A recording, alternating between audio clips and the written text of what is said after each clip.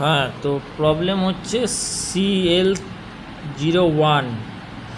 তো প্রত্যেক কটা পিসিবিতে যখন দেখছি এটা হচ্ছে কমিউনিকেশন এরর দেখাচ্ছে। প্রত্যেক কটা মেশিনে আলাদা আলাদা তার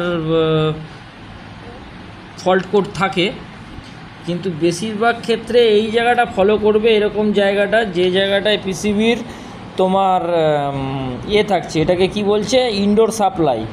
যেরকম এখানে ইনডোর সাপ্লাই দিয়েছে, দেখা যাচ্ছে কিনা বুঝতে পারছি না, হ্যাঁ দেখা যাচ্ছে, আর্থিং, এটা হচ্ছে নিউট্রাল ইন আর লাইন ইন, আর এটা হচ্ছে এস লাইন মানে সেন্স লাইন, যেটাতে আমরা 5 ভোল্ট, কোনোটাতে 8 ভোল্ট, কোনোটাতে 2 ভোল্ট, এক এক সময় এক এক রকম থাকে।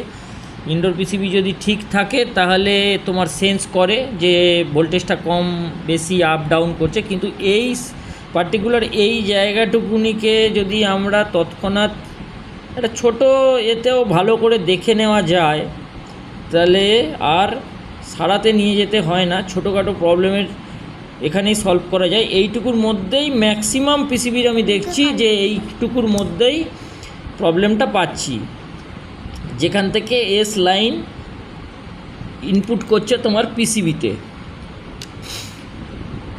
এই তোমার রেজিস্ট্যান্সটা, এই কয়েলটা, এই ফিউজটা, এই ছোট্ট এটা, এই ডায়োডটা, এই রেজিস্ট্যান্সটা, এই জায়গাটুকুনির মধ্যেই তুমি দেখলে বুঝতে পারবে যে এই জায়গাটা প্রবলেমটা কোথায়। না হলে কি হচ্ছে, আমরা দোকানে নিয়ে যাচ্ছি, মার্কেটে নিয়ে যাচ্ছি, যেখানেই নিয়ে যাচ্ছি একটা হাই মানে বিল বলছে, নয় 2000, নয় 2500, নয় 3000, নয় 5000, এরকম একটা বলছে।